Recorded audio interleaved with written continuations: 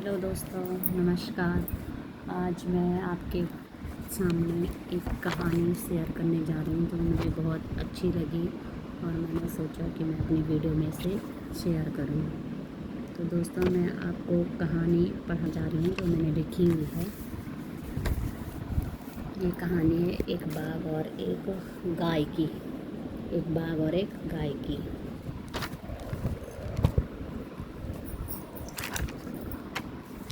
तो आइए मैं कहानी स्टार्ट करती हूँ और आपको पढ़ के सुनाती हूँ। एक गाय घास चरने के लिए एक जंगल में चली गई। शाम ढलने के करीब थी। उसने देखा कि एक बाघ उसकी तरफ दबे पाँव का मतलब होता है कि धीरे धीरे बढ़ रहा है। वह डर के मारे इधर उधर भागने लगी। वह बाघ भी उसके पीछे पीछे दौड़ने लगा।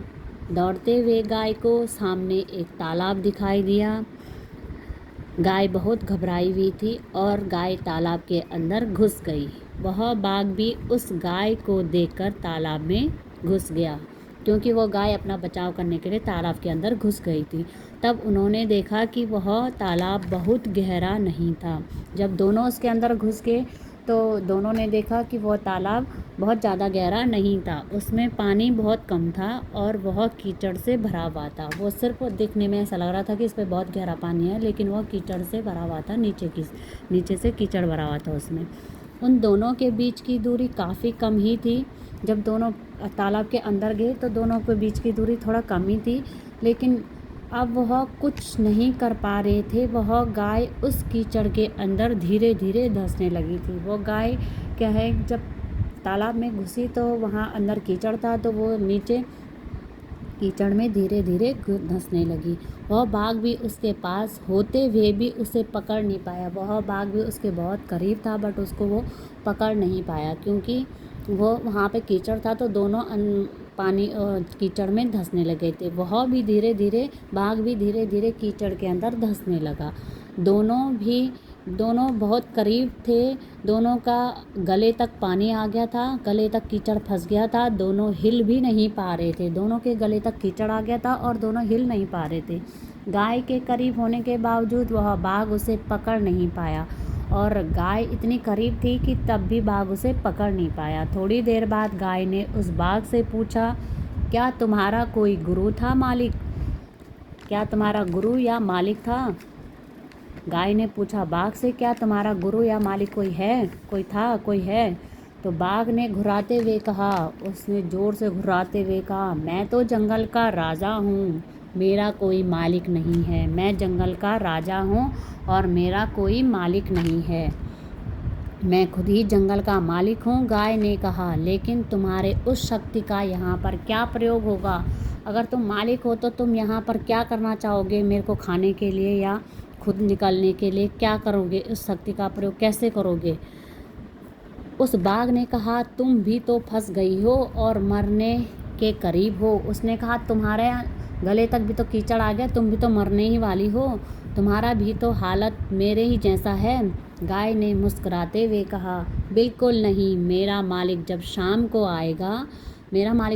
को घर आएगा और मुझे वहाँ पे नहीं पाएगा, तो वह मुझे इधर उधर ढूंढते हुए इधर ज़रूर आएगा।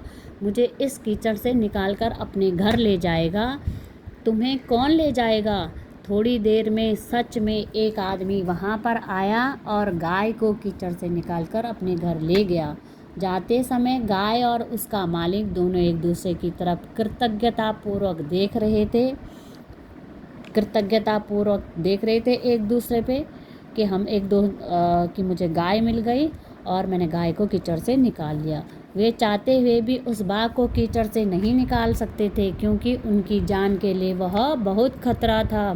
गाय समर्पित हृदय का प्रतीक है। गाय हमेशा समर्पित हृदय का प्रतीक होती है। वह अपने को हमारे लिए, मानव के लिए समर्पित करती है। हमें दूध देती है, हमें कई चीज़ों का पालन पोषण करती है। बाघ अहंकारी होता है, बाघ हमेशा अहंकारी होता है, उसका हमेशा अहंकारी मन होता है। इसीलिए जिन लोगों पे घमंड होता है कि हम क्या बोलते हैं, हमारी ज़रूरत किसी को नहीं, हमें किसी की ज़रूरत नहीं पड़ेगी और हम हमेशा अपना काम खुद करेंगे, तो वो उन लोगों के लिए सीख है कि समय हमेशा एक जैसा नहीं रहता है। ये कहानी इसी चीज़ पे आधारित है। तो अब आगे की कहानी बताने जा रही हूँ। बाघ अहंकारी मन था और मालिक ईश्वर का प्रतीक है, और जो मालिक था उस कहानी में वो ईश्वर का प्रतीक है। ईश्वर ने बनाया है उसको, उस मालिक को ईश्वर ने बनाया, तो वो ईश्वर का प्रतीक है। कीचड़ यह संसार है, जो संसार है वो कीचड़ है, और यह संघर्ष अस्तित्व की लड़ाई है, और जो लोग इस दिनचर्या में चल रहे हैं वो हमारे अस्तित्व की लड़ाई है। किस पर निर्भर नहीं होना अच्छी बात है, किसी पर भी निर्भर होना अच्छी बात नहीं है, सेल्फ डिपेंड बनो। लेकिन मैं ही सब कुछ हूँ, मुझे किसी के सहयोग की ज़रूरत नहीं है, यह भावनाएं लोगों के अंदर बहुत गलत है कि मुझे किसी की ज़रूरत नहीं पड़ेगी, मैं हमेशा अपना काम खुद करूँगा। ये भावनाएं बिल्कुल अच्छी नहीं है। मैं ही सब कुछ हूँ, मुझे किसी के सहयोग की आवश्यकता नहीं है। यही मनुष्य का अहंकार है, यही मानव का अहंकार है, जैसे उस बाघ का अहंकार था। नहीं, यही इस विनाश का रोपण हो जाता है, और यहीं से उसका विनाश का रोपण हो जाता है जब किसी में अहंकार की भावना उत्पन्न हो जाती है। ईश्वर से बड़ा इस दुनिया में सच्चा हितैषी कोई नहीं है। ईश्वर से बड़ा, ईश्वर पे विश्वास रखो, ईश्वर का भजन करो, ईश्वर का गान करो, ईश्वर के लिए श्रद्धा भक्ति रखो, उससे बड़ा हितैषी इस दुनिया में कोई नहीं होता, क्योंकि वही अनेक रूपों से हमारी रक्षा करता है, और वही अनेक रूपों से हमारी रक्षा करता है।